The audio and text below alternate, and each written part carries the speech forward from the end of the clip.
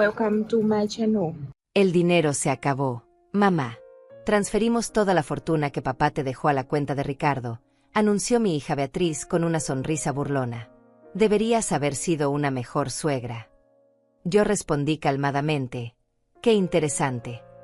Porque la verdadera fortuna que mi esposo Francisco había dejado estaba protegida en una cuenta donde ellos jamás pensarían en buscar. Y entonces, el banco haría exactamente lo que mi esposo había ordenado meses antes de morir.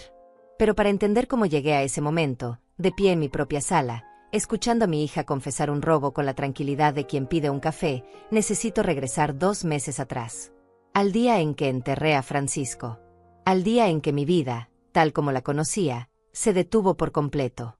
Era un martes de marzo cuando el cáncer finalmente se llevó al hombre que había sido mi compañero durante 43 años. La capilla estaba llena de flores blancas, de rostros conocidos, de palabras de consuelo que sonaban huecas en mis oídos. Yo tenía 71 años, y por primera vez en mi vida, me sentí verdaderamente sola. Francisco había sido mi roca, mi confidente, mi mejor amigo.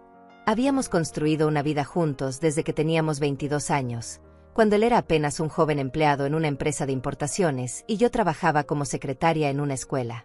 Beatriz lloró en el funeral. Lloró con esos sollozos dramáticos que llamaban la atención de todos los presentes. Ricardo, su nuevo esposo, la sostenía por los hombros, ofreciéndole pañuelos, susurrándole palabras al oído. Yo los observaba desde mi lugar en la primera fila, sintiendo algo extraño en el pecho. Algo que no era solo dolor por la muerte de Francisco. Era una incomodidad, una sensación de que algo no encajaba.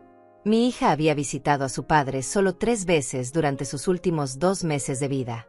3 veces en 60 días. Y cada vez que venía, Ricardo estaba con ella, siempre atento, siempre preguntando sobre papeles, sobre cuentas, sobre propiedades. Después del entierro, todos regresaron a mi casa. La misma casa que Francisco y yo habíamos comprado cuando nos casamos, una casa modesta de clase media en un barrio tranquilo. La gente comía los sándwiches que las vecinas habían preparado, bebían café, compartían anécdotas sobre Francisco.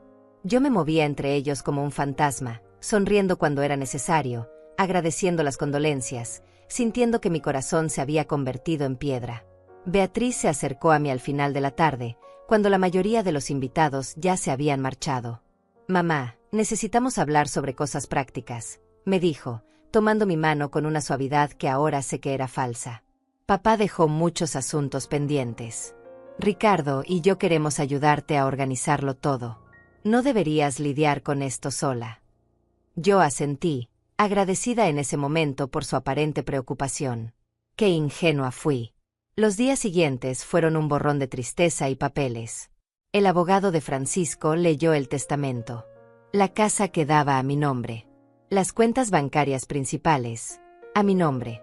Algunas inversiones menores quedaban divididas entre nuestros 2 hijos, aunque nuestro hijo mayor, Tomás, había fallecido en un accidente de tráfico 10 años atrás, por lo que su parte correspondía a su hija, mi nieta Aurora. Beatriz escuchó todo con atención, tomando notas, haciendo preguntas que en ese momento me parecieron sensatas pero que ahora comprendo eran calculadas. Hay una cuenta conjunta, explicó el abogado, revisando sus documentos. Una cuenta de ahorros a nombre de la señora Ivone Martínez y la señorita Beatriz Martínez, establecida hace 2 años. El señor Francisco la configuró así por razones que él consideró prudentes. Actualmente tiene un saldo de $100,000. Beatriz asintió, pero no dijo nada. Yo apenas presté atención. $100,000 me parecían una suma importante, sí, pero en ese momento lo único que me importaba era el vacío que Francisco había dejado en mi vida. Lo que yo no sabía, lo que no podía saber en medio de mi duelo, era que esa cuenta conjunta era una trampa. No para mí, sino para revelar las verdaderas intenciones de quienes se acercaban con palabras dulces y abrazos vacíos. Francisco lo había planeado todo con la precisión de un estratega.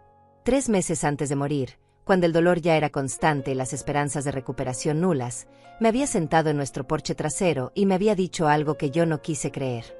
«Ivone, mi amor, necesito que escuches esto con mucha atención», había comenzado Francisco, sosteniendo mi mano con esa ternura que nunca perdió ni siquiera en sus peores días. «Cuando yo ya no esté, algunas personas van a mostrar su verdadero rostro. No quiero que pienses mal de nadie, pero necesito que estés preparada. Yo había protestado, diciéndole que nuestra familia nos amaba, que nuestros seres queridos no cambiarían solo porque él ya no estuviera. Pero Francisco había negado con la cabeza lentamente. El dinero cambia a las personas. O mejor dicho, revela quienes siempre fueron. He trabajado durante 52 años. Ivone. Desde que tenía 16 y tuve que dejar la escuela para ayudar a mi madre. He construido algo importante, y quiero que tú estés protegida. Entonces me explicó su plan. Dejaríamos una cuenta accesible, visible, con una cantidad considerable, pero no toda nuestra fortuna. Esa cuenta tendría a Beatriz como cotitular. Si ella realmente nos ama, si ese Ricardo es un buen hombre, jamás tocarán ese dinero sin tu consentimiento. Pero si estoy en lo correcto, si hay codicia en sus corazones, se mostrarán tal como son apenas yo cierre los ojos. Yo había llorado esa noche, suplicándole que no pensara así de nuestra hija. Pero Francisco había sido firme.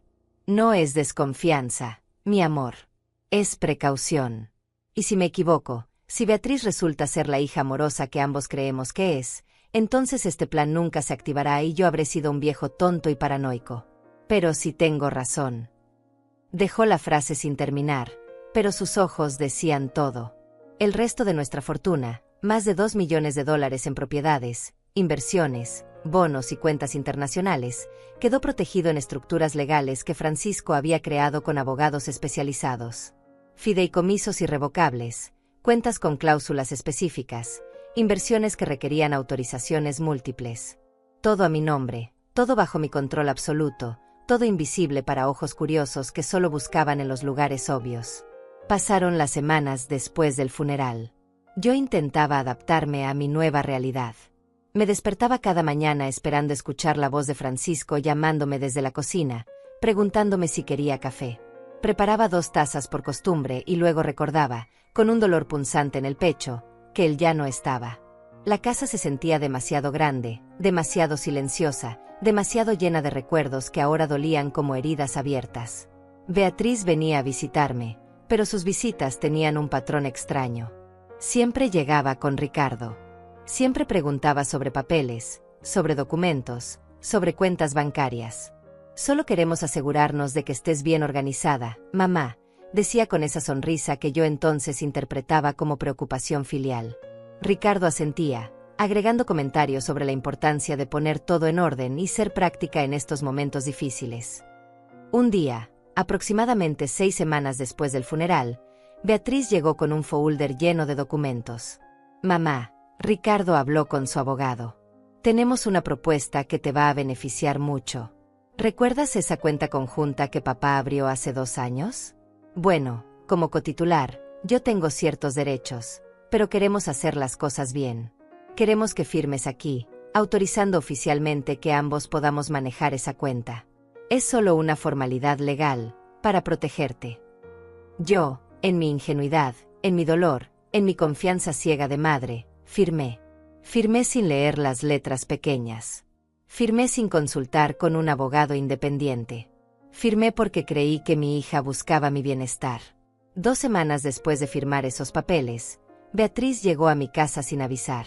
Era un sábado por la tarde, yo estaba en el jardín podando las rosas que Francisco había plantado años atrás.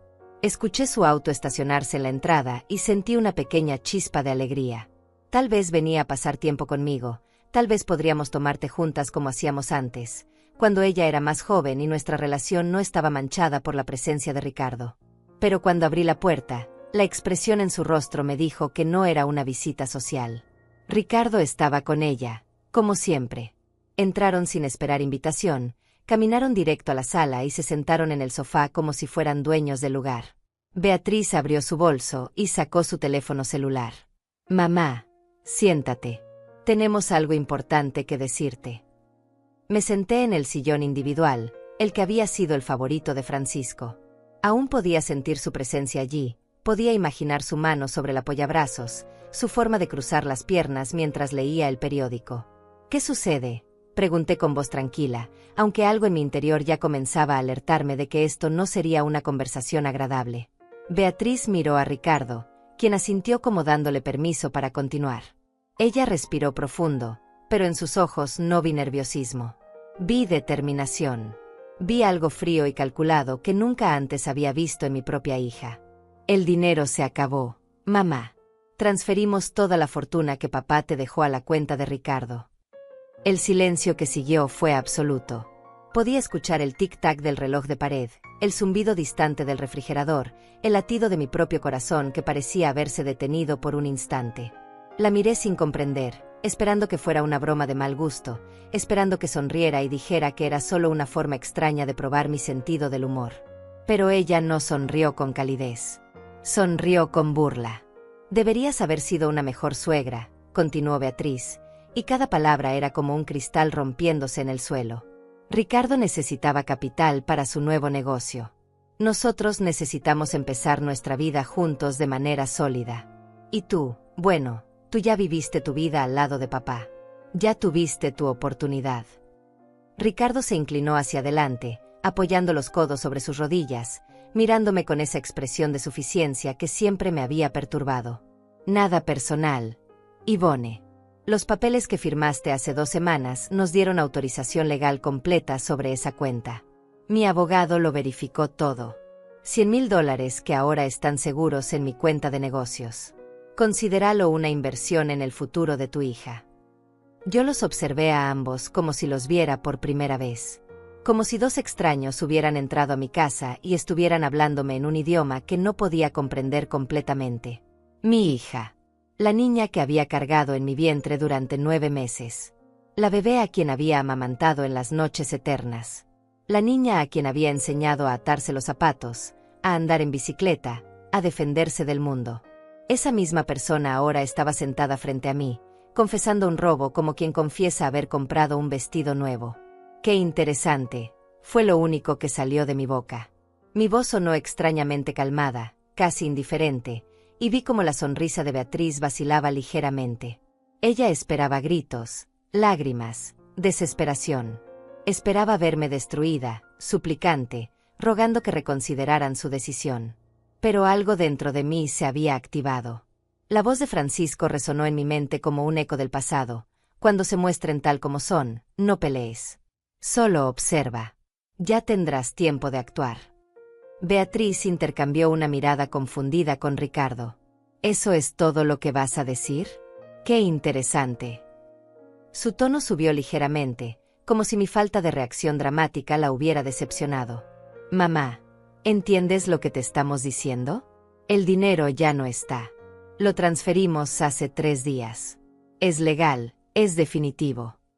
Entiendo perfectamente, respondí con la misma calma que me sorprendió a mí misma. Ustedes tomaron el dinero de esa cuenta. $100,000. Lo entiendo muy bien. Ricardo se relajó visiblemente, interpretando mi tranquilidad como derrota o resignación. Me alegra que lo tomes con madurez. Yvonne. Muchas madres armarían un escándalo innecesario. Esto demuestra que eres una mujer racional. Se puso de pie, alisando su camisa cara, esa camisa que probablemente había comprado anticipando el dinero que acababan de robar. Ahora, hay otro tema que queremos discutir. Esta casa. ¿Qué tiene esta casa?, pregunté, sintiendo como cada músculo de mi cuerpo se tensaba. Beatriz también se puso de pie, caminando por la sala como evaluando la propiedad. Tocó el marco de una fotografía familiar, pasó su dedo por el respaldo del sofá, miró alrededor con ojos críticos. Es demasiado grande para ti sola, mamá. 4 habitaciones, 2 baños, este jardín enorme que requiere mantenimiento constante. A tu edad, deberías estar en algo más pequeño, más manejable. Ricardo y yo hemos estado pensando que podríamos ayudarte a venderla.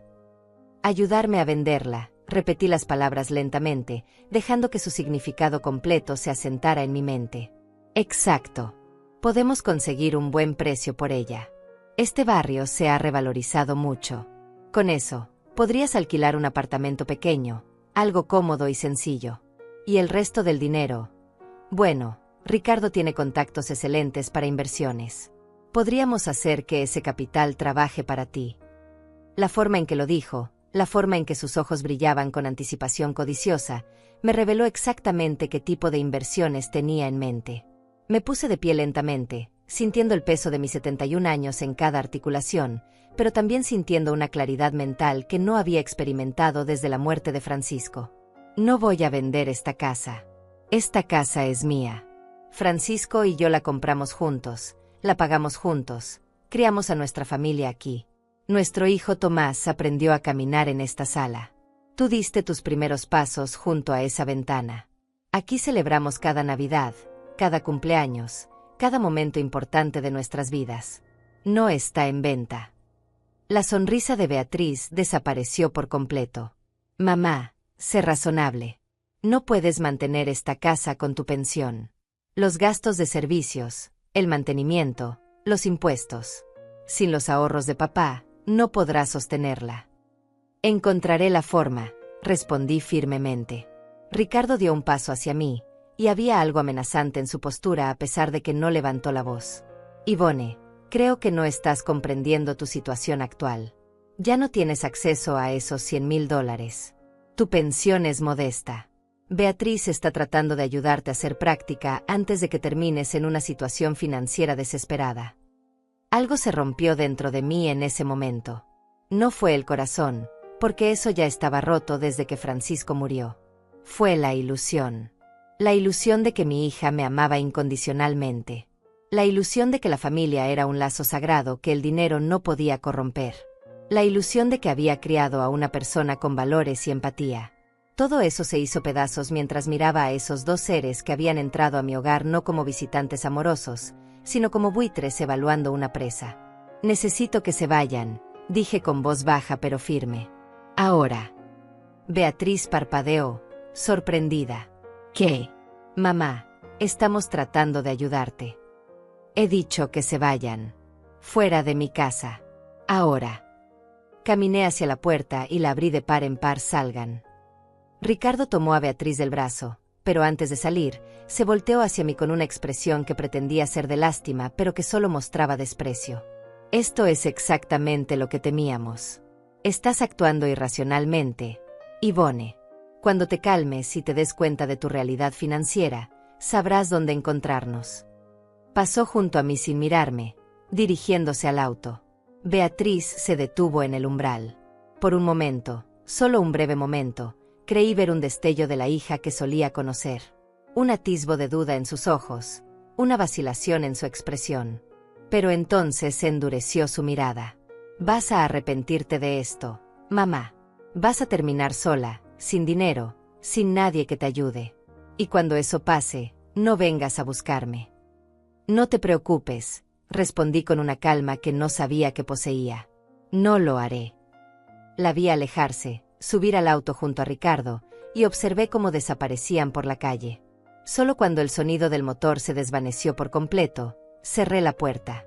Me apoyé contra ella, sintiendo como mis piernas temblaban, como todo mi cuerpo comenzaba a procesar lo que acababa de suceder.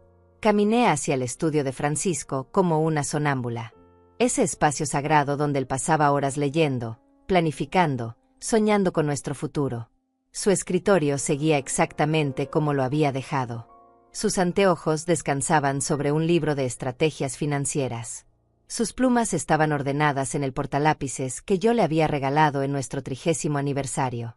Las fotografías familiares cubrían las paredes, capturando momentos de felicidad que ahora parecían pertenecer a otra vida. Tomé una de esas fotografías. Era de nuestro 25º aniversario. Estábamos en un restaurante modesto, brindando con vino barato, sonriendo con esa felicidad genuina que solo da el amor verdadero. Francisco me miraba en esa foto con una devoción que nunca disminuyó, ni siquiera después de 4 décadas juntos. Tenías razón, mi amor, susurré a su imagen. Tenías toda la razón del mundo. Abrí el cajón inferior izquierdo de su escritorio, el que siempre mantenía cerrado con llave. La llave estaba donde Francisco me había dicho que estaría, dentro de un sobremarcado con mi nombre. Dentro del cajón había una carpeta de cuero marrón, gruesa y pesada. La saqué con manos temblorosas y la coloqué sobre el escritorio. En la portada, con la letra precisa y elegante de Francisco, estaba escrito: para Ivone, cuando llegue el momento, sabrás qué hacer. Abrí la carpeta lentamente, como quien abre un cofre del tesoro. Y en cierto modo, eso era exactamente lo que era. La primera página era una carta escrita a mano por Francisco, fechada 3 semanas antes de su muerte. Mis ojos se llenaron de lágrimas mientras comenzaba a leer sus palabras.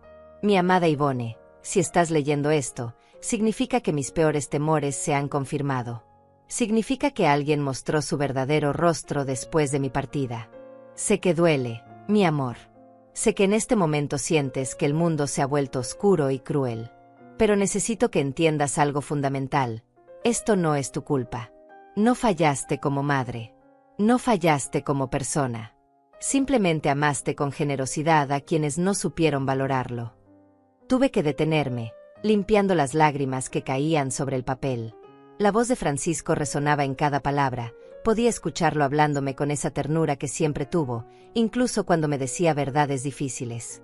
En esta carpeta encontrarás todo lo que necesitas saber sobre nuestra verdadera situación financiera. Los $100,000 que dejé en esa cuenta conjunta eran una prueba, mi amor. Una prueba dolorosa pero necesaria. Si alguien tomó ese dinero sin tu consentimiento, si alguien te lo quitó con engaños o manipulación, entonces has confirmado que esa persona nunca te amó por quien eres, sino por lo que podías darle. Pasé a la siguiente página y encontré un listado detallado. Mis ojos se abrieron cada vez más mientras leía, mientras comprendía la magnitud de lo que Francisco había preparado. Había cuentas de inversión en bancos internacionales bajo mi nombre, bonos gubernamentales que generaban intereses mensuales, propiedades en zonas de alta plusvalía que Francisco había comprado discretamente durante los últimos 20 años, acciones en empresas sólidas que pagaban dividendos constantes, un fideicomiso irrevocable que me garantizaba ingresos de por vida. En total, más de $2 millones cuidadosamente protegidos y estructurados de tal manera que ningún abogado astuto podría tocarlos sin mi autorización explícita. Francisco había trabajado con especialistas en protección de patrimonio, había creado estructuras legales tan sólidas que eran prácticamente impenetrables. Y lo más importante, todo estaba completamente oculto de miradas codiciosas que solo habían buscado en los lugares obvios. El banco tiene instrucciones específicas, continuaba la carta de Francisco. Ellos saben exactamente qué hacer si la cuenta de los $100,000 es vaciada sin tu consentimiento real. Tienen órdenes de contactarte inmediatamente, de bloquear cualquier intento futuro de acceso a información sobre nuestras otras cuentas, y de activar protocolos adicionales de seguridad. También he dejado instrucciones con nuestro abogado de confianza, el señor Héctor Ruiz, quien no es el abogado que leyó el testamento público. Él maneja nuestros asuntos privados y verdaderamente importantes. Seguí leyendo con el corazón acelerado. Francisco había pensado en todo. Había dejado evidencia documentada de cada transferencia que él y yo habíamos hecho a favor de Beatriz a lo largo de los años. Los $20,000 que le dimos para su primer auto. Los $35,000 para el enganche de su primera casa. Los $15,000 cuando se divorció y necesitó rehacer su vida. Los incontables regalos. Las ayudas mensuales cuando su negocio de diseño fracasó, los pagos de tarjetas de crédito que cubrimos sin que ella lo supiera. No es para cobrárselo, había escrito Francisco. Es para que recuerdes que siempre dimos con amor, y que quienes reciben con amor genuino jamás se convierten en ladrones. Al final de la carpeta había un sobre más pequeño, sellado, con las palabras abrir solo cuando decidas actuar escritas en la parte frontal. Lo sostuve en mis manos, sintiendo su peso, sabiendo que dentro de ese sobre estaba la clave para lo que vendría después. Pero aún no lo abrí. Primero necesitaba procesar todo lo que acababa de descubrir. Me senté en la silla de Francisco, en ese espacio donde él había tomado tantas decisiones importantes. Miré alrededor de su estudio, observando los libros que había leído, los diplomas y certificados que había ganado con esfuerzo, las fotografías de nuestra familia en tiempos más felices. Mi mirada se detuvo en una foto particular de Beatriz cuando tenía 5 años. Estaba sentada en el regazo de Francisco, sonriendo sin dientes frontales, abrazando a su padre con esa confianza absoluta que solo los niños pequeños tienen. ¿En qué momento esa niña inocente se había convertido en la mujer que acababa de robarme? ¿En qué momento el amor filial se había transformado en codicia? ¿Había sido gradual o había existido siempre bajo la superficie, esperando la oportunidad correcta para emerger? Cerré los ojos y dejé que los recuerdos fluyeran. Recordé todas las veces que Beatriz me había pedido ayuda y yo se la había dado sin dudar. Recordé las noches en que Francisco y yo discutíamos sobre si estábamos siendo demasiado generosos, si estábamos creando dependencia en lugar de fomentar independencia. Los hijos son para amarlos y guiarlos, no para comprarlos, me había dicho Francisco en una de esas conversaciones. Pero ¿cómo negarle algo a tu propia hija cuando tienes los medios para ayudarla? Ahora comprendía que Francisco había visto algo que yo me negaba a ver. Él había notado cómo Beatriz solo llamaba cuando necesitaba algo. Como sus visitas siempre coincidían con problemas financieros. Como sus expresiones de afecto venían acompañadas de solicitudes de dinero. Y cuando apareció Ricardo en su vida, Francisco inmediatamente detectó algo oscuro en ese hombre. Ese tipo la mira como si fuera su boleto de lotería, me había dicho Francisco después de conocer a Ricardo por primera vez. Y ella lo mira como si él fuera su salvación. Esa no es una base sana para un matrimonio. Ivone. Yo había defendido a Beatriz, argumentando que después de su divorcio merecía una segunda oportunidad en el amor. Pero Francisco había insistido, el amor verdadero no calcula, no planifica, no pregunta cuánto hay en la cuenta bancaria antes de proponer matrimonio. Ricardo había hecho exactamente eso. 2 semanas después de comenzar a salir con Beatriz, ya estaba preguntando casualmente sobre el negocio de Francisco, sobre inversiones, sobre propiedades. Y Beatriz, hambrienta de atención masculina después de su fracaso matrimonial, había interpretado ese interés como fascinación por su familia en lugar de reconocerlo como la codicia que realmente era. Me levanté de la silla y caminé hacia la ventana del estudio. Desde allí podía ver el jardín trasero, el lugar donde Francisco y yo solíamos sentarnos cada tarde a tomar café y hablar sobre nuestro día. El rosal que él había plantado en nuestro 20º aniversario todavía florecía cada primavera, llenando el aire con su aroma dulce. Las sillas de mimbre donde nos sentábamos seguían allí, esperando conversaciones que nunca volverían a suceder. Pero en ese momento, parada frente a esa ventana, sosteniendo la carpeta que contenía la prueba del amor y la previsión de Francisco, tomé una decisión. No iba a ser una víctima. No iba a quedarme paralizada por el dolor de la traición. Francisco me había dejado herramientas, no solo financieras sino también emocionales, para enfrentar esta situación con dignidad y fuerza. Regresé al escritorio y abrí el sobresellado con cuidado. Dentro había una sola hoja con instrucciones precisas y 3 números de teléfono. El primero era del abogado Héctor Ruiz. El segundo era del gerente bancario de nuestra cuenta principal, un hombre llamado Daniel Serrano con quien Francisco había trabajado durante más de 20 años. El tercer número era de una firma de contadores especializados en protección de patrimonio. Cuando estés lista, decía la nota final de Francisco, llama a estas personas en este orden. Ellos saben exactamente qué hacer. Han estado esperando tu llamada desde el día en que yo partí. Te aman. Ivone. Te protegerán. Y te ayudarán a hacer lo que debe hacerse. Miré el reloj. Eran las 4 de la tarde de un sábado. Demasiado tarde para llamar a oficinas profesionales. Pero el lunes por la mañana, en cuanto abrieran, yo comenzaría a ejecutar el plan que Francisco había preparado tan meticulosamente. Un plan que no solo protegería mi futuro, sino que también enseñaría una lección dolorosa pero necesaria a quienes habían confundido generosidad con debilidad. Guardé todos los documentos cuidadosamente en la carpeta y la coloqué en un lugar seguro. El resto del fin de semana pasó en una neblina extraña. Me movía por la casa como un fantasma, preparando comidas que apenas tocaba, durmiendo en fragmentos interrumpidos por pesadillas donde Beatriz aparecía como una niña pequeña preguntándome por qué la había abandonado. Pero yo no la había abandonado. Ella me había abandonado a mí mucho antes de que Francisco muriera. Simplemente me había tomado todo este tiempo darme cuenta. El domingo por la tarde recibí 3 mensajes de texto de Beatriz.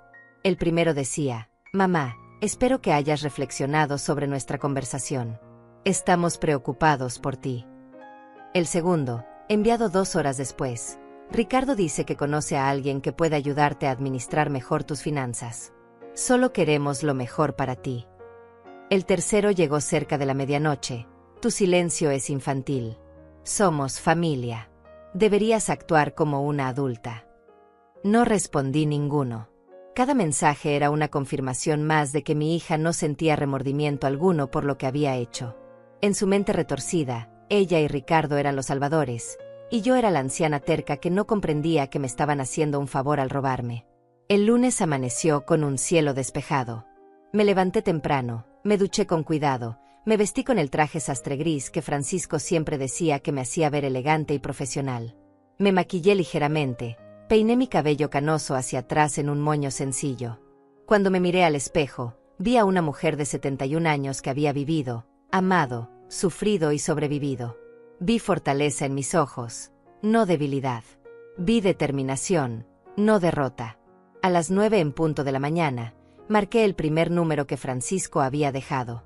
El abogado Héctor Ruiz contestó al segundo timbre. «Señora Martínez», dijo su voz cálida y profesional. «He estado esperando su llamada. Lamento mucho las circunstancias que la llevan a contactarme, pero sepa que estoy completamente preparado para ayudarla. ¿Cuándo podemos reunirnos?» «Lo antes posible», respondí con voz firme. «¿Puede venir a mi oficina esta tarde a las 2? Tengo todo preparado. Los documentos que el señor Francisco dejó, las instrucciones específicas, todo está listo». Acepté sin dudar. Después llamé al segundo número, el del gerente bancario Daniel Serrano. Su reacción fue similar, una mezcla de condolencia y profesionalismo eficiente.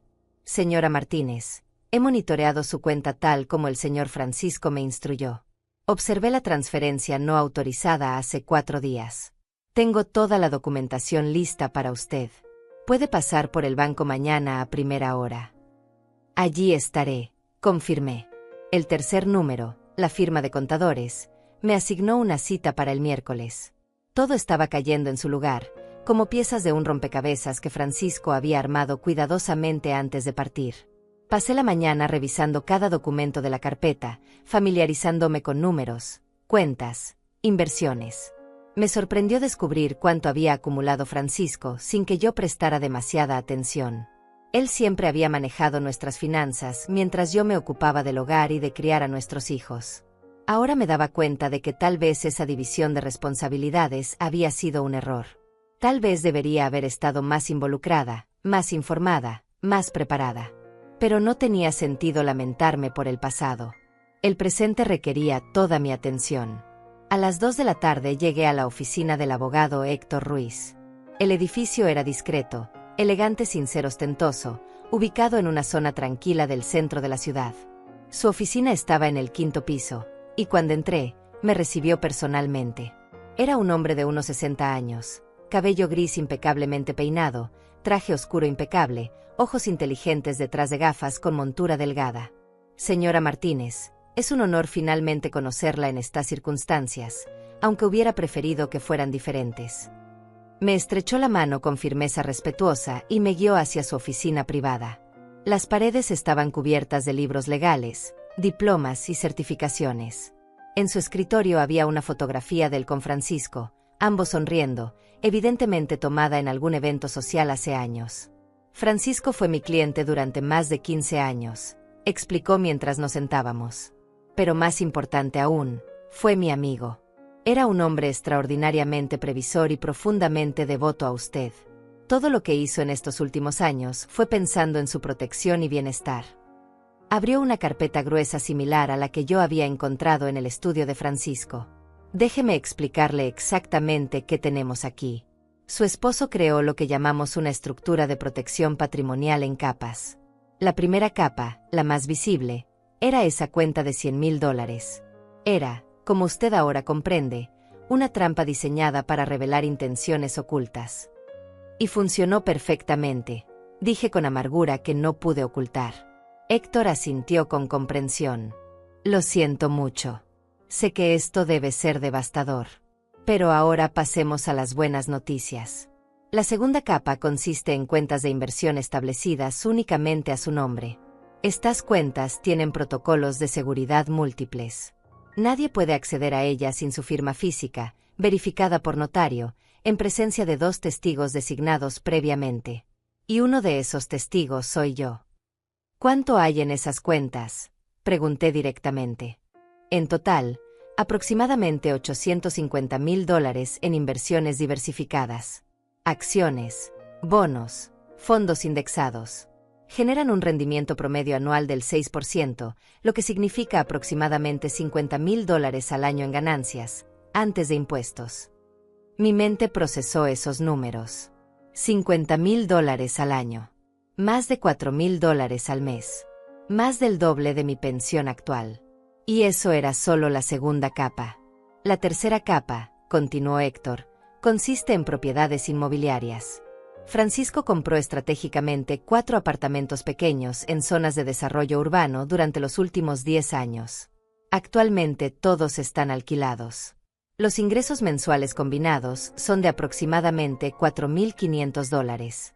Después de gastos de mantenimiento y administración, usted recibe netos unos $3,000 mensuales. $3,000 mensuales adicionales. Mi cabeza daba vueltas con estos números que transformaban completamente mi comprensión de nuestra situación financiera. Y la cuarta capa, dijo Héctor con una pequeña sonrisa, es la más interesante. Francisco estableció un fideicomiso irrevocable hace 5 años. Depositó allí la suma de $500,000 con instrucciones muy específicas.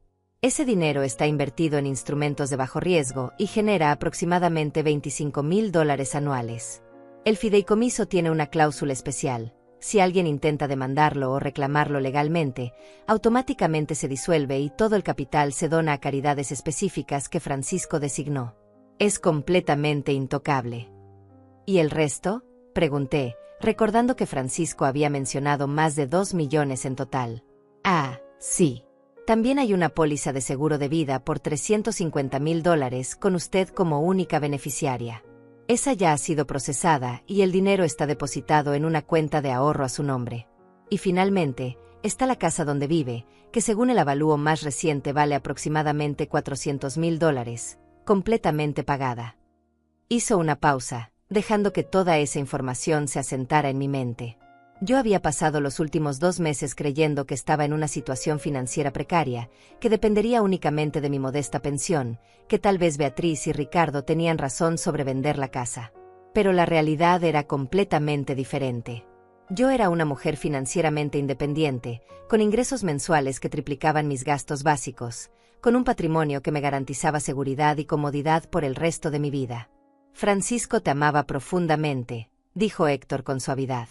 Y conocía los riesgos que enfrentan las viudas en nuestra sociedad, especialmente aquellas con hijos que pueden ser influenciados por personas sin escrúpulos. ¿Qué puedo hacer ahora?, pregunté, sintiendo como la impotencia se transformaba en poder. Sobre el dinero que tomaron. Los $100,000. Héctor se reclinó en su silla, juntando las manos sobre su escritorio. Legalmente, tienen cierto argumento. Usted firmó papeles que les daban acceso a esa cuenta. Sin embargo, hay matices. Si podemos demostrar que hubo coerción, engaño o abuso de confianza, especialmente considerando su estado emocional vulnerable tras la muerte de su esposo, podríamos presentar un caso. Pero sería largo y costoso, deduje. Y emocionalmente agotador. Los juicios familiares por dinero son particularmente desagradables. Francisco previó esto también. Por eso dejó instrucciones específicas sobre cómo proceder. Héctor abrió otra sección de la carpeta y sacó un documento sellado. Francisco escribió esto un mes antes de morir. Son sus instrucciones finales sobre cómo manejar esta situación específica si llegara a ocurrir. Deslizó el documento hacia mí. Puede leerlo aquí o llevárselo a casa. Pero en resumen, Francisco sugiere algo muy específico: no perseguir legalmente el dinero robado. ¿Qué? No pude ocultar mi sorpresa. ¿Por qué no? Porque según Francisco, y cito textualmente, $100,000 es un precio pequeño para conocer el verdadero carácter de alguien. No desperdicies más tiempo ni energía persiguiendo ese dinero. En cambio, usa esa claridad para protegerte de futuros abusos. Deja que se queden con esos $100,000. Será lo último que obtendrán de ti. Las palabras de Francisco resonaron en mi corazón con una verdad dolorosa pero liberadora. Tenía razón. Perseguir ese dinero significaría meses, tal vez años, de batallas legales. Significaría mantener a Beatriz y Ricardo en mi vida, en mis pensamientos, en mi energía emocional. ¿Y para qué, cuando yo tenía más que suficiente para vivir cómodamente? ¿Y qué sugiere hacer en su lugar?, pregunté. Héctor sonrió ligeramente. Protección total. Primero, Removemos a Beatriz de cualquier documento donde aparezca como beneficiaria secundaria o contacto de emergencia. Segundo, establecemos directivas médicas claras para que ella no pueda tomar decisiones sobre su salud si usted queda incapacitada. Tercero, actualizamos su testamento para reflejar sus verdaderos deseos actuales. Y cuarto, implementamos un sistema de alertas bancarias para que nadie pueda siquiera intentar acceder a información sobre sus cuentas. ¿Y mi nieta Aurora?, pregunté, pensando en la hija de mi difunto hijo Tomás. Ella siempre ha sido diferente. Nunca me ha pedido nada.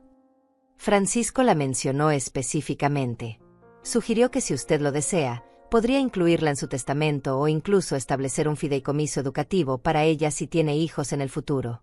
Pero eso queda completamente a su discreción.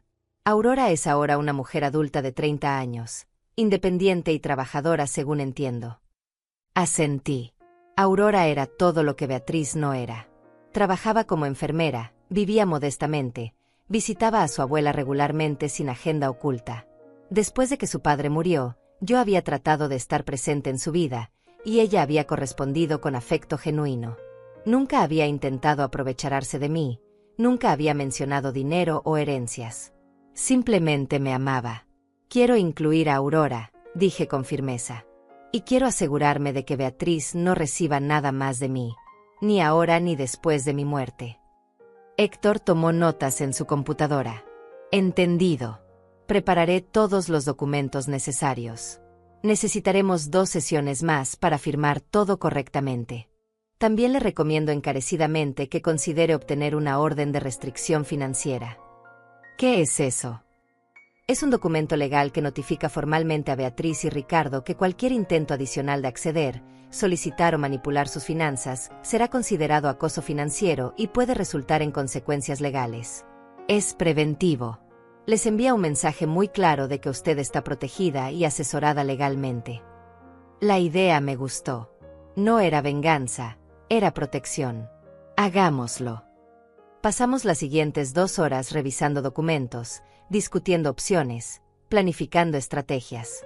Cuando finalmente salí de la oficina de Héctor, eran casi las 5 de la tarde. Me sentía exhausta pero extrañamente empoderada. Por primera vez desde la muerte de Francisco, sentía que tenía control sobre mi vida. Esa noche, sentada en la sala de mi casa, preparé una taza del té de manzanilla que tanto me gustaba. Me senté en el sofá con una manta sobre las piernas y miré las fotografías familiares que cubrían las paredes. Había tantos recuerdos felices capturados en esos marcos. Beatriz de niña, sonriendo sin dientes frontales. Tomás de adolescente, orgulloso con su uniforme de fútbol.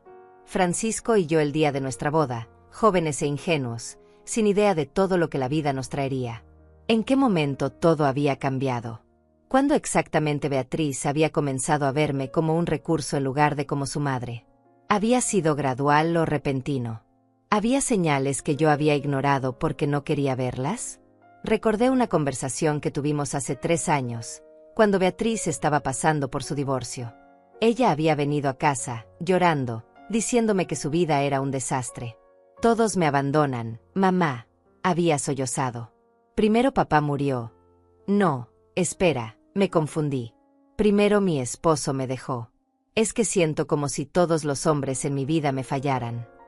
En ese momento me había parecido un simple error emocional. Ahora me daba cuenta de que había sido un desliz freudiano. Para Beatriz, Francisco ya estaba muerto emocionalmente hace 3 años. Solo estaba esperando a que muriera físicamente para poder acceder a su dinero. Mi teléfono vibró. Era un mensaje de Beatriz.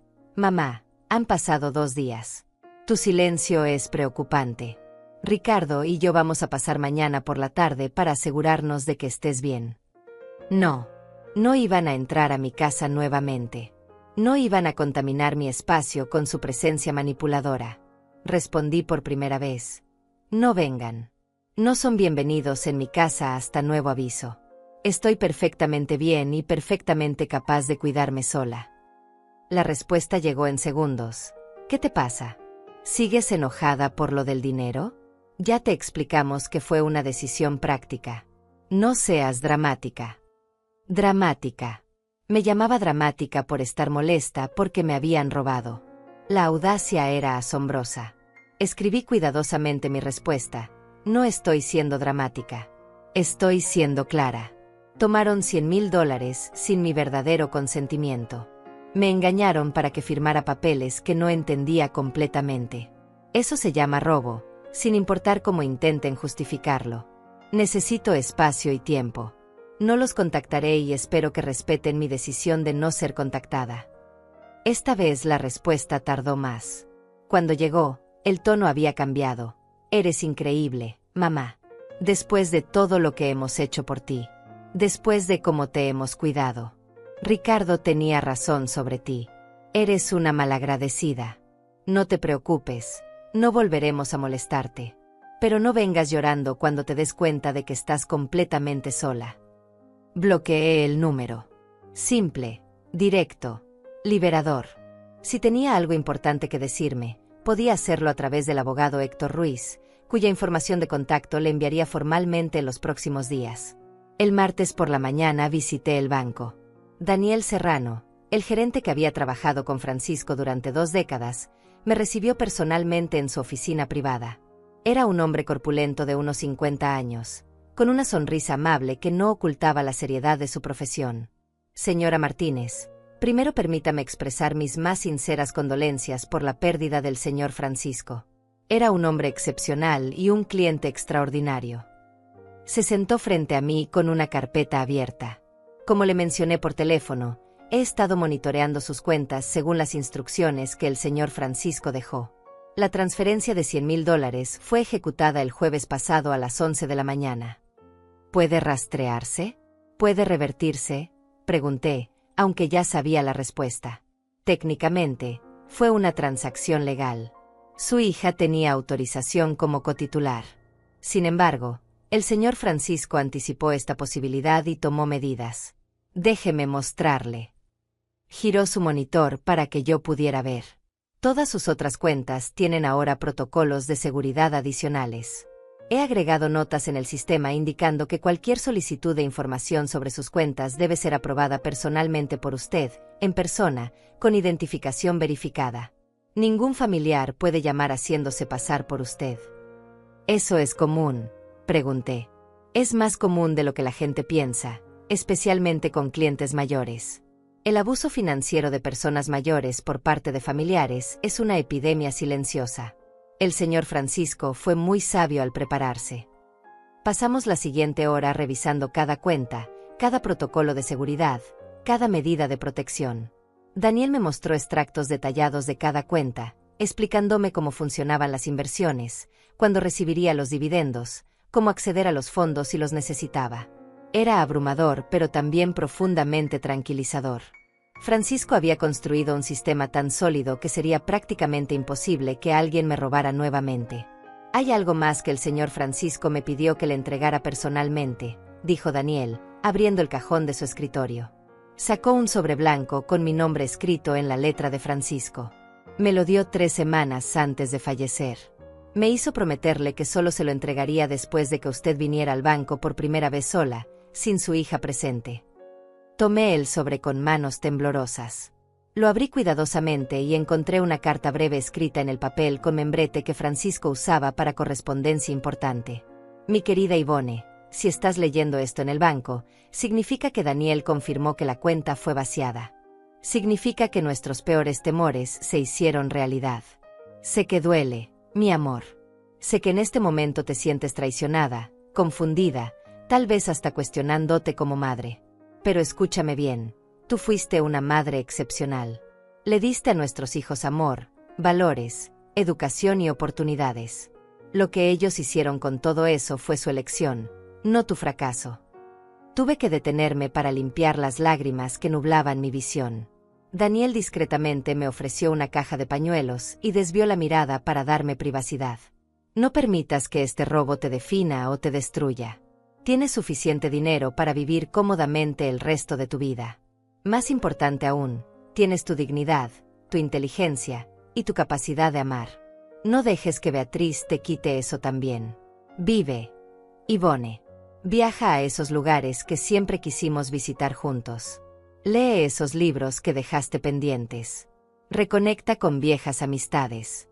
Date permiso de ser feliz sin sentirte culpable. Y si algún día Beatriz regresa con arrepentimiento genuino, no con necesidad disfrazada de amor, entonces tú decidirás si abres esa puerta. Pero hazlo desde una posición de fortaleza, nunca de debilidad. Te amo eternamente, Francisco. Doblé la carta con cuidado y la guardé en mi bolso. Gracias, Daniel, por todo. Por cuidar de nosotros durante tantos años. Por honrar las últimas voluntades de mi esposo. Es mi privilegio, señora Martínez. Y por favor, si alguna vez necesita cualquier cosa, cualquier orientación o simplemente alguien con quien hablar sobre finanzas, mi puerta está siempre abierta. Me entregó su tarjeta personal con su número de celular escrito en el reverso. Este es mi número privado. Úselo sin dudarlo. Salí del banco sintiendo una mezcla extraña de emociones. Tristeza por la traición de Beatriz. Gratitud por la previsión de Francisco. Y algo más, algo que no había sentido en mucho tiempo, esperanza. Esperanza de que tal vez, solo tal vez, podría construir una vida nueva y significativa incluso a mis 71 años. Esa tarde, mientras organizaba papeles en el estudio de Francisco, sonó el timbre de la puerta. A través de la mirilla vi a Aurora, mi nieta, parada en el porche con una bolsa de compras en las manos. Abrí la puerta inmediatamente. Abuela, dijo con su sonrisa cálida. Pasaba por el barrio después del turno en el hospital y pensé en traerte algo de comer. Sé que probablemente no estás cocinando mucho para ti sola. Levantó la bolsa. Hice tu sopa favorita de verduras. La invité a pasar, sintiendo como mi corazón se llenaba con una calidez que había estado ausente desde que Beatriz y Ricardo revelaron su verdadera naturaleza.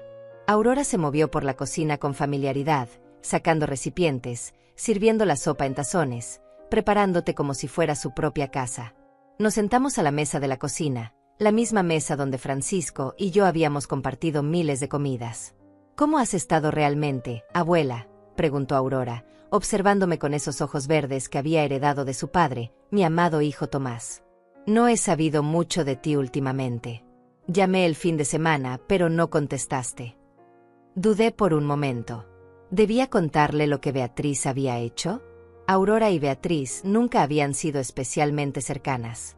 Beatriz siempre había visto a Aurora como competencia por la atención familiar, especialmente después de que Tomás murió. Pero no quería involucrar a Aurora en drama familiar si no era necesario. He tenido algunos días difíciles, admití finalmente. Estoy procesando muchas cosas sobre la familia, sobre relaciones, sobre quien realmente se preocupa por mí. Aurora dejó su cuchara y me tomó la mano a través de la mesa. Abuela, pasó algo con la tía Beatriz. La perspicacia de mi nieta me sorprendió. ¿Por qué preguntas eso? Porque la conozco. Sé cómo es. Papá solía decirme que debía tener cuidado con ella, que su amor siempre venía con condiciones. Aurora apretó mi mano suavemente. No tienes que contarme si no quieres. Solo necesito que sepas que estoy aquí para ti, sin importar qué. Sin agenda, sin expectativas. Solo amor. Y en ese momento, algo dentro de mí se quebró. Todas las emociones que había estado conteniendo durante días salieron en un torrente de lágrimas. Le conté todo a Aurora. Sobre los $100,000, sobre las palabras crueles de Beatriz, sobre Ricardo y su codicia descarada, sobre cómo habían querido que vendiera mi casa. Aurora escuchó en silencio, su expresión transformándose de sorpresa a indignación a una determinación protectora. Esa mujer es increíble, dijo Aurora cuando terminé, su voz temblando de ira contenida. ¿Cómo puede hacerle esto a su propia madre? Especialmente ahora, cuando acabas de perder al abuelo. Se levantó de repente y comenzó a caminar por la cocina. Déjame adivinar, ahora te está acosando con mensajes, ¿verdad? Haciéndose la víctima, diciendo que eres tú la que está actuando irracionalmente. Algo así, admití. Pero ya bloqueé su número. Bien. Eso es exactamente lo que debías hacer. Aurora regresó a la mesa y se sentó frente a mí. Abuela, voy a decirte algo que tal vez no quieras escuchar, pero necesitas oírlo. La tía Beatriz no va a cambiar. Este no es un error que cometió en un momento de debilidad. Esto es quien ella es. Y cuanto antes aceptes eso, antes podrás seguir adelante con tu vida. Tenía razón. En el fondo de mi corazón, yo ya lo sabía. Pero escucharlo dicho en voz alta por alguien que realmente me amaba le daba una validez que yo necesitaba. Papá me contó cosas antes de morir, continuó Aurora con voz suave, sobre cómo la tía Beatriz siempre fue diferente. Como incluso cuando eran niños, ella veía todo como transacciones. Si te daba un abrazo, era porque quería algo.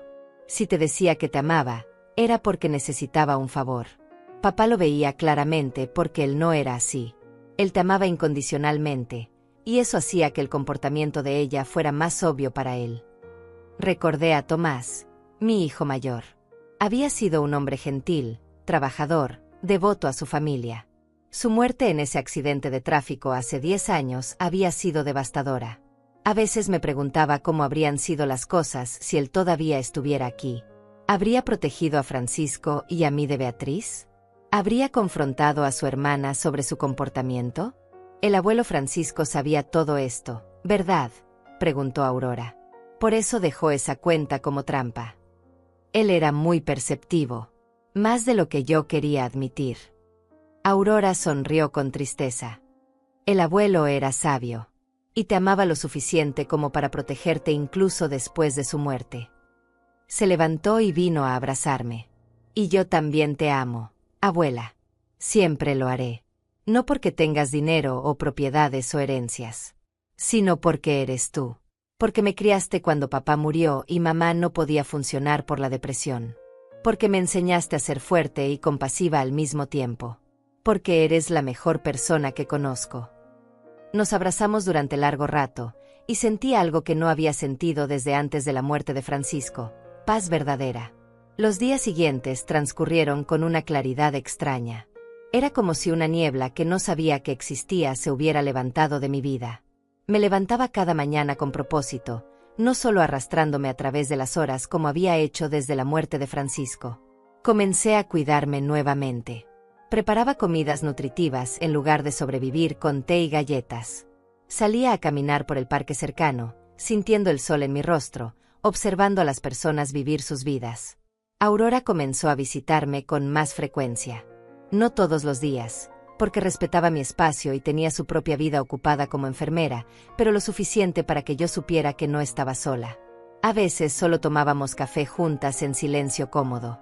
Otras veces hablábamos durante horas sobre todo y nada. Me contaba sobre su trabajo en el hospital, sobre los pacientes que tocaban su corazón, sobre sus sueños de tal vez estudiar una especialización. ¿Por qué no lo haces?, le pregunté un día mientras compartíamos el almuerzo. Es caro, abuela. Las especializaciones médicas requieren tiempo completo, lo que significa dejar mi trabajo actual. Mis ahorros no alcanzarían para cubrir tanto la matrícula como mis gastos de vida durante 2 años. Una idea comenzó a formarse en mi mente. Una forma de honrar la memoria de Francisco haciendo algo significativo con el dinero que él había trabajado tan duro para acumular. ¿Cuánto costaría? La especialización completa. Aurora se encogió de hombros. Entre matrícula, libros, materiales y gastos de vida, probablemente unos $60,000 en total. Pero no te preocupes, abuela. Estoy ahorrando poco a poco. Tal vez en unos 5 años pueda hacerlo. 5 años. Para entonces tendría 35. No era demasiado tarde, pero ¿por qué esperar cuando yo podía ayudarla ahora? Esta era la diferencia entre Aurora y Beatriz. Aurora nunca pedía. Nunca insinuaba. Nunca me hacía sentir que su amor dependía de lo que yo pudiera darle. Y precisamente por eso, yo quería darle todo. Quiero pagártelo, dije simplemente. Aurora casi se atraganta con su café. ¿Qué? No. Abuela. No puedo aceptar eso. Es demasiado. ¿Por qué no puedes aceptarlo? Soy tu abuela. Tengo los medios. Y más importante aún, quiero hacerlo. Tu padre estaría orgulloso de verte convertirte en una enfermera especializada. Francisco también lo estaría. Los ojos de Aurora se llenaron de lágrimas. Pero abuela, después de lo que la tía Beatriz hizo, pensé que no querrías ayudar a nadie financieramente por un tiempo. Hay una gran diferencia entre dar libremente a quien lo aprecia y ser robada por quien solo ve tu utilidad. Tomé sus manos sobre la mesa. Tú nunca me has pedido nada, Aurora. Nunca me has hecho sentir como un banco ambulante. Me amas por quien soy. Por eso quiero hacer esto. No como obligación o chantaje emocional, sino como un regalo de amor genuino. Aurora lloró entonces, y yo también. Pero eran lágrimas diferentes a las que había derramado por Beatriz. Estas eran lágrimas de gratitud, de conexión, de amor real y recíproco. El miércoles, tal como estaba programado, visité a los contadores especializados que Francisco había contratado. La firma ocupaba un piso completo en un edificio corporativo elegante. Me reuní con una mujer llamada Cecilia Moreno, una contadora senior de unos 45 años con una reputación impecable en protección de patrimonio. Señora Martínez, el señor Francisco fue uno de nuestros clientes más organizados, comenzó Cecilia, revisando archivos en su computadora. Trabajó con nosotros durante los últimos 8 años para estructurar su patrimonio de manera óptima. Ahora mi trabajo es asegurarme de que usted comprenda completamente lo que tiene y cómo manejarlo. Pasamos 3 horas revisando cada detalle. Cecilia me explicó sobre impuestos, sobre cómo minimizarlos legalmente, sobre estrategias de retiro de fondos, sobre planificación de herencia. Me habló sobre la importancia de tener un testamento actualizado, de designar poderes médicos y financieros a personas de confianza, de protegerme contra fraudes dirigidos a personas mayores. Hay algo más que debo mencionarle, dijo Cecilia hacia el final de nuestra reunión. El señor Francisco estableció una alerta en nuestro sistema. Si alguna vez detectamos actividad sospechosa relacionada con intentos de acceso a información sobre su patrimonio, se nos notifica automáticamente. Y tengo que informarle que esa alerta se activó hace 3 días. Mi corazón dio un vuelco. ¿Qué tipo de actividad? Alguien contactó a un despacho legal solicitando información sobre el patrimonio total de la viuda Ivone Martínez. El despacho, siguiendo protocolos éticos, rechazó proporcionar cualquier información sin su autorización escrita, pero nos notificaron del intento como cortesía profesional. Cecilia me miró seriamente. ¿Tiene alguna idea de quién podría estar intentando esto? No necesitaba adivinar. Mi hija Beatriz y su esposo Ricardo. Entiendo. Bueno, esto es exactamente porque el señor Francisco estableció todas estas protecciones. Legalmente, ellos no pueden acceder a ninguna información. Pero el hecho de que lo estén intentando sugiere que sospechan que hay más dinero del que conocen. ¿Qué puedo hacer? Por ahora, nada. El sistema está funcionando como debe. Pero le recomiendo que considere seriamente la orden de restricción financiera que el abogado Ruiz mencionó. Enviará un mensaje legal claro de que cualquier intento adicional será considerado acoso. Asentí, sintiendo una mezcla de enojo y tristeza. Beatriz no se había detenido después de robar los $100,000. Estaba buscando más, cavando más profundo, tratando de descubrir cuánto más podía tomar. La codicia era insaciable. Esa noche, sentada nuevamente en el estudio de Francisco, tomé una decisión. Era hora de escribir mi propia carta. No para Beatriz, porque ella no merecía ni necesitaba escuchar mis palabras, sino para mí misma. Una declaración de independencia, una promesa de cómo viviría el resto de mi vida. Saqué el papel de carta que Francisco y yo habíamos usado para correspondencia importante y comencé a escribir a mano, sintiendo el peso de cada palabra. Hoy, a mis 71 años, declaro mi libertad. Libertad de vivir para complacer a personas que nunca estarán satisfechas. Libertad de sentirme culpable por establecer límites saludables. Libertad de ser feliz sin pedir permiso. Durante décadas, me di mi valor por cuánto podía dar, cuánto podía sacrificar, cuánto podía soportar. Pero Francisco me enseñó, incluso en su muerte, que el verdadero amor no exige ni roba. El verdadero amor da libremente y celebra la felicidad del otro. He llorado por la pérdida de mi esposo. He llorado por la traición de mi hija. Pero no lloraré más por personas que eligieron el dinero sobre el amor. En cambio, elegiré vivir. Elegiré la alegría. Elegiré rodearme solo de quienes me aman por quien soy, no por lo que poseo. Esta es mi declaración. Este es mi comienzo. Firmé la carta y la guardé en el cajón del escritorio junto a las cartas de Francisco.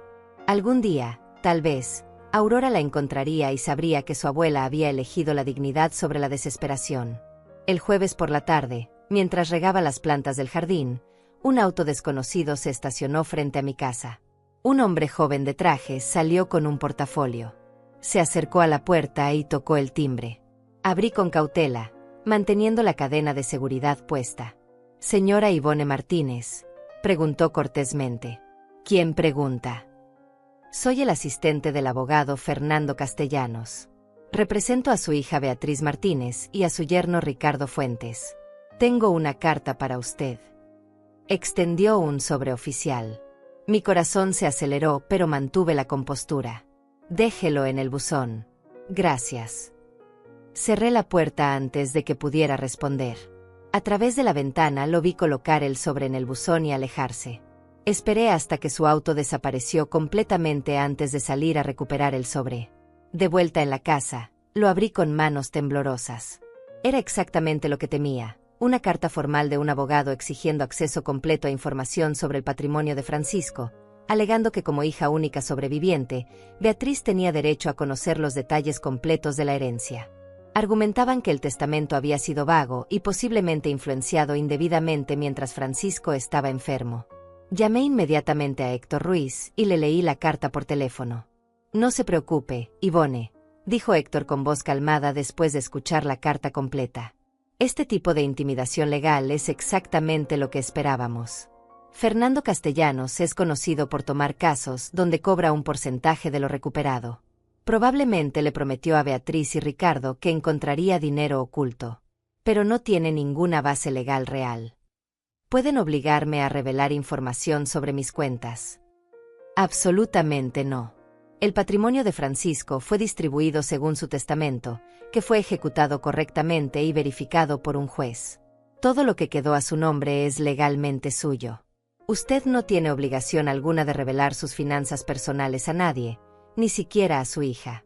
Voy a responder a esta carta formalmente. Y también voy a incluir la orden de restricción financiera que discutimos. Ya está preparada, solo necesita venir a firmarla. ¿Cuándo puedo hacerlo? ¿Mañana a las 10 de la mañana? Así podemos enviar la respuesta inmediatamente. Acepté sin dudar. Esa noche apenas dormí, mi mente dando vueltas entre la indignación y la tristeza. Beatriz había escalado su ataque. Ya no se conformaba con los $100,000 que había robado. Ahora quería más, y estaba dispuesta a usar abogados, mentiras y manipulación legal para conseguirlo. La mañana siguiente llegué temprano a la oficina de Héctor. Me recibió con expresión seria pero determinada. «Ivone, antes de que firme estos documentos, necesito que entienda completamente lo que significan. Esta orden de restricción financiera notifica formalmente a Beatriz, Ricardo y su abogado que cualquier intento adicional de acceder, investigar o reclamar sus finanzas será considerado acoso y podría resultar en acciones legales en su contra. También incluye una declaración jurada suya estableciendo que la transferencia de los $100,000 fue obtenida mediante engaño y coerción emocional. Eso significa que puedo recuperar ese dinero.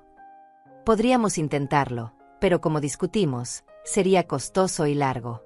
Esta declaración sirve más como registro oficial de lo que ocurrió. Si en el futuro intentan algo más, tenemos documentación de su patrón de comportamiento. También he preparado una respuesta al abogado Castellanos que digamos que es muy directa». Me mostró la carta. Era profesional pero contundente.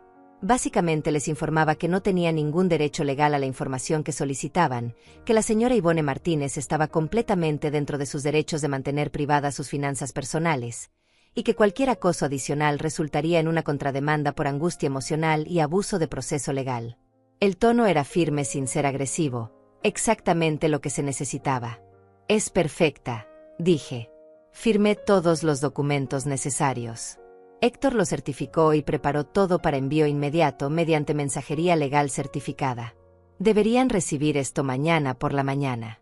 Mi predicción es que el abogado Castellanos se retirará del caso en cuanto vea que no hay dinero fácil aquí.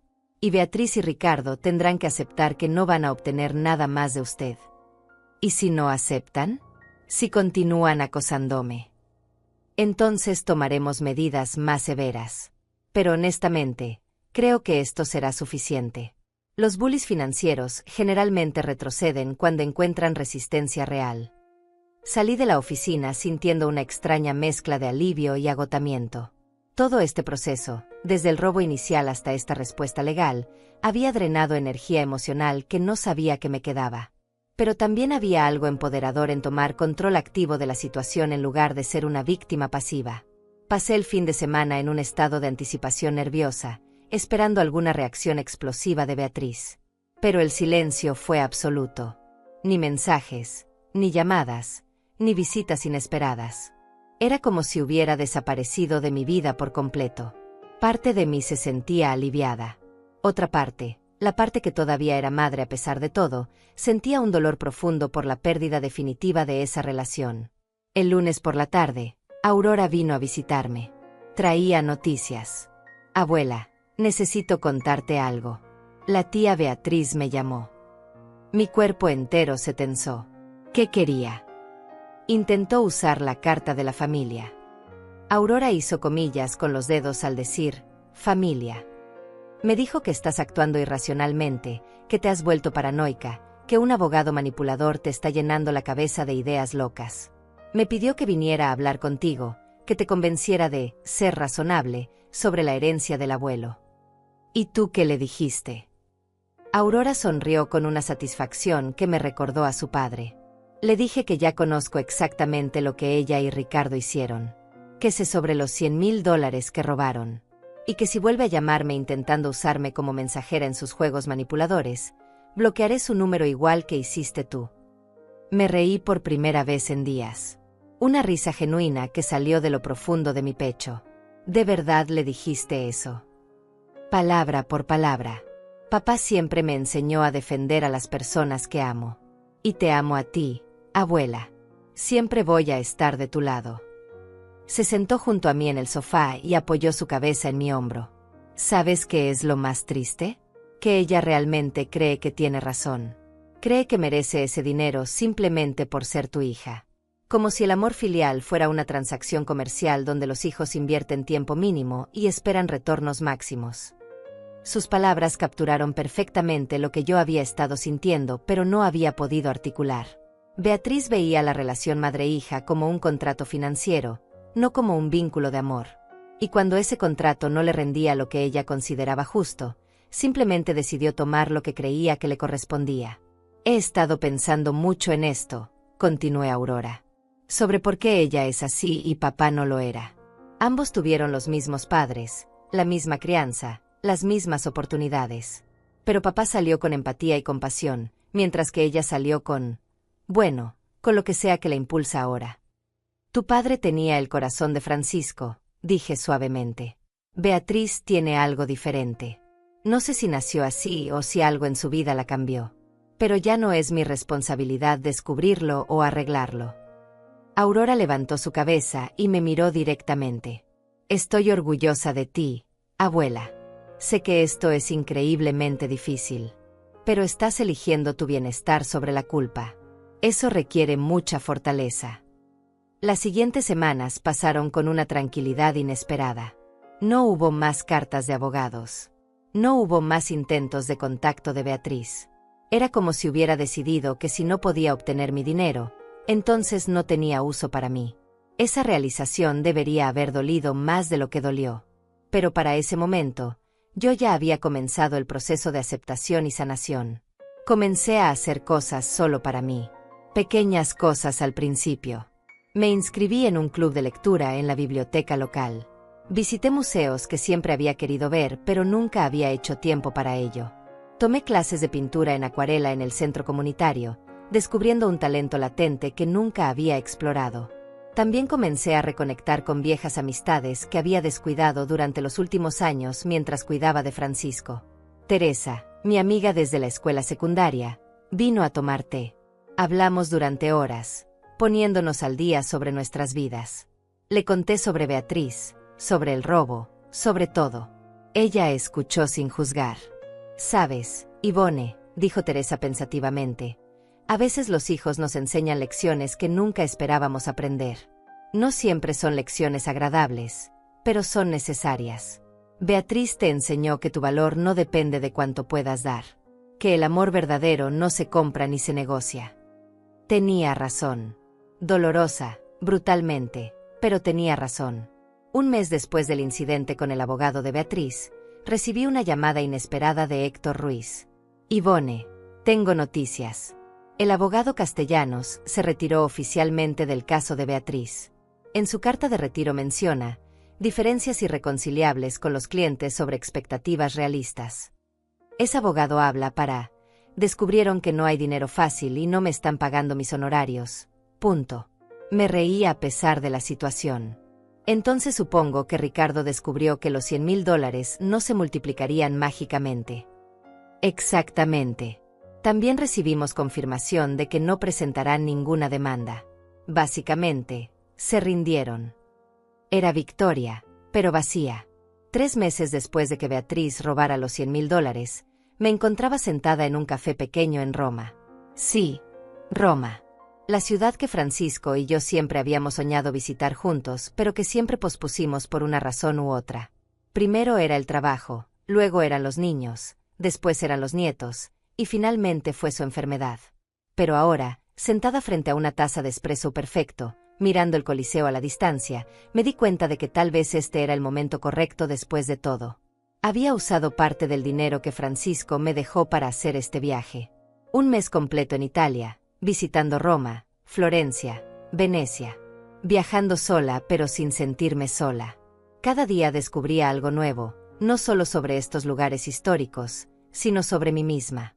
Descubrí que disfrutaba la libertad de comer cuando quería, dormir cuando estaba cansada, cambiar planes sin consultar a nadie. Descubrí que a los 71 años todavía podía sorprenderme a mí misma. Aurora me enviaba mensajes casi todos los días.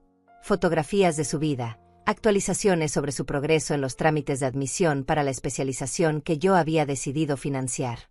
Su gratitud nunca se sentía exagerada o falsa. Era simple y genuina, como todo en ella. Te quiero, abuela. Gracias por creer en mí, decía uno de sus mensajes.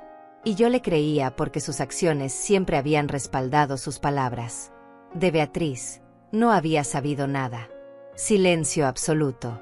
Parte de mí, esa parte maternal que nunca muere completamente sin importar cuánto te hieran, se preguntaba cómo estaba. Si el dinero que había robado le había traído la felicidad que esperaba. Si Ricardo todavía estaba a su lado o si había desaparecido ahora que los $100,000 probablemente se habían gastado. Pero eran pensamientos pasajeros, como nubes que cruzan el cielo sin dejar marca permanente. Una tarde, mientras caminaba por las calles empedradas de Trastevere, mi teléfono sonó. Era un número desconocido con código internacional. Dudé antes de contestar, pero algo me impulsó a hacerlo. Mamá. La voz de Beatriz sonaba pequeña, casi frágil, tan diferente de la voz triunfante y burlona que había usado aquel día terrible en mi sala. Mi corazón se aceleró, pero mantuve mi voz neutral. Beatriz. Yo necesitaba llamarte. Sé que probablemente no quieras hablar conmigo, pero... Hizo una pausa larga. Podía escuchar tráfico de fondo, voces distantes. Ricardo se fue. Se llevó lo que quedaba del dinero y me dejó. Resulta que tenía deudas de juego que yo no conocía. Todo desapareció en menos de 2 meses. No sentí satisfacción al escuchar esto. No sentí venganza cumplida. Solo sentí una tristeza profunda por lo predecible que había sido todo. ¿Y me llamas por qué? Porque tenías razón. Su voz se quebró. Sobre él. Sobre todo. Y yo fui tan estúpida, tan ciega, tan... Comenzó a llorar. Lo siento, mamá. Siento tanto haberte robado. Siento haberte tratado así. Siento haber elegido a ese hombre sobre ti.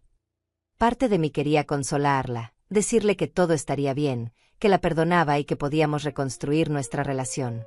Esa era la parte maternal, programada por décadas de poner las necesidades de mis hijos antes que las mías. Pero había otra parte, la parte que Francisco había ayudado a fortalecer incluso después de su muerte, que sabía que tenía que ser cuidadosa. Beatriz, ¿me estás llamando porque realmente sientes remordimiento, o porque Ricardo se fue y necesitas algo? El silencio que siguió fue revelador. Yo, ambas cosas, supongo. Sí, estoy en una situación difícil. Perdí mi apartamento porque no pude pagar la renta. Estoy viviendo con una amiga temporalmente. Pero también, estos meses me han dado mucho tiempo para pensar. Para ver cómo traté a papá cuando estaba enfermo. Cómo te traté a ti. ¿Qué clase de persona me había convertido? ¿Y qué clase de persona eras? Una persona horrible. Egoísta. Codiciosa. Alguien que papá no hubiera reconocido. Lloró más fuerte. Lo echo de menos, mamá. Echo de menos cuando éramos una familia de verdad.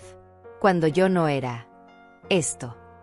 Me senté en un banco cercano, mirando a turistas pasar, parejas tomadas de la mano, familias riendo juntas.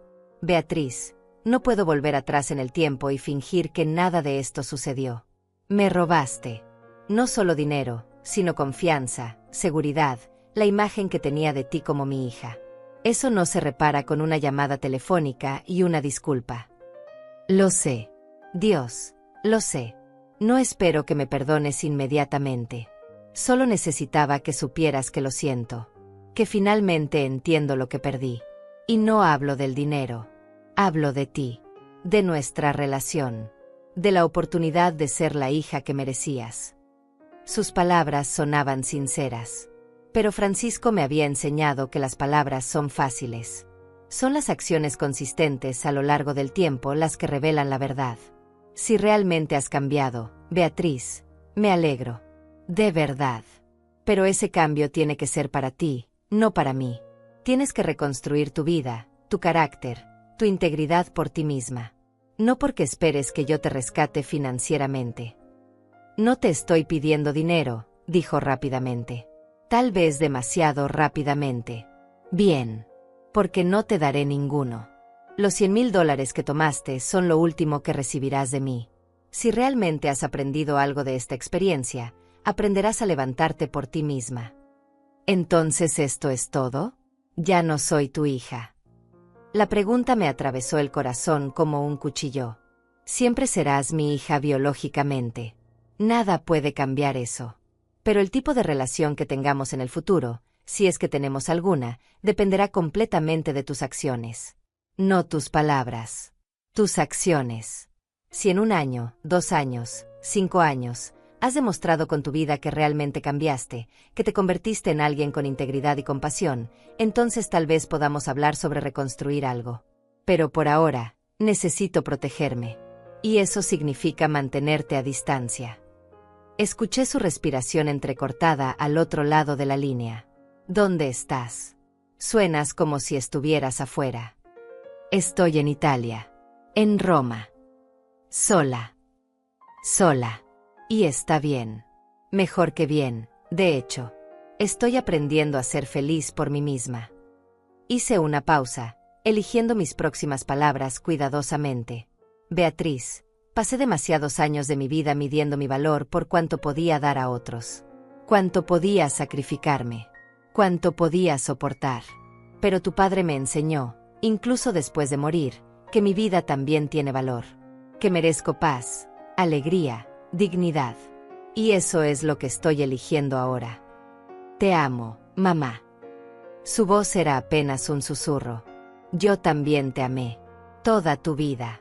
Pero el amor no es suficiente cuando no hay respeto ni confianza. Tal vez algún día podamos reconstruir eso. Pero hoy no es ese día. Respiré profundo. Cuídate, Beatriz. De verdad espero que encuentres tu camino. Pero ese camino no puede depender de mí. Colgué antes de que ella pudiera responder. Mis manos temblaban. Lágrimas corrían por mis mejillas. Pero no eran lágrimas de debilidad. Eran lágrimas de liberación. Había dicho lo que necesitaba decir. Había establecido los límites que necesitaba establecer.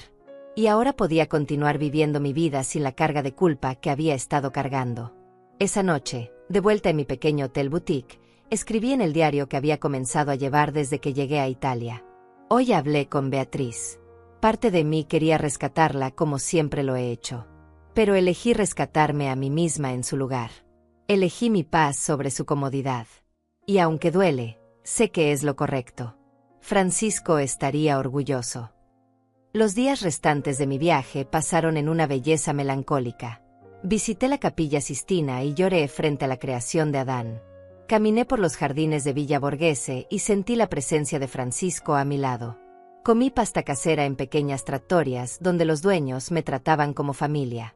Y lentamente, día a día, sentí como las grietas en mi corazón comenzaban a sanar. Cuando finalmente regresé a casa, Aurora me recibió en el aeropuerto con un ramo de rosas, las mismas que Francisco solía regalarme.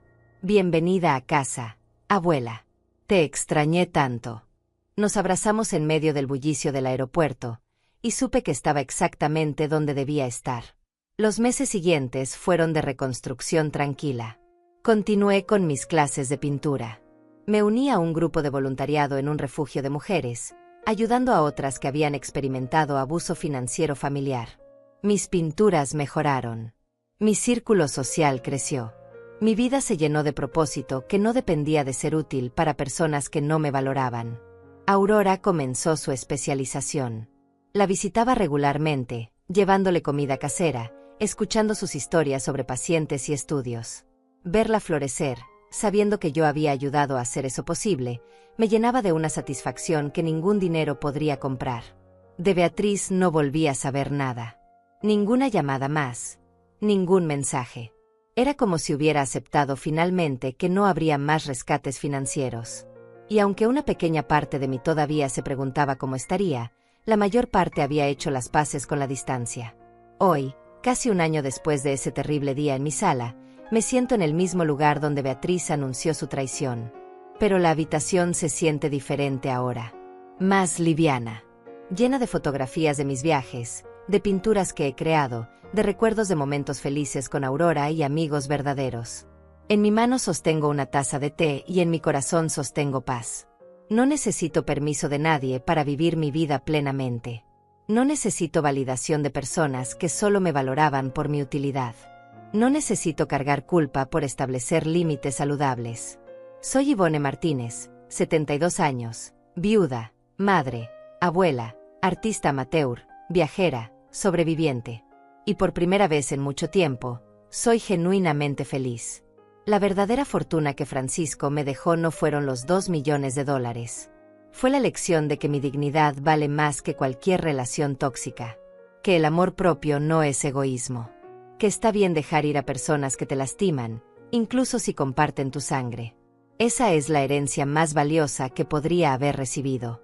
Y como le escribí a Francisco en una carta que dejé junto a su tumba la semana pasada, gracias, mi amor, por protegerme incluso después de partir. Gracias por enseñarme que merezco paz.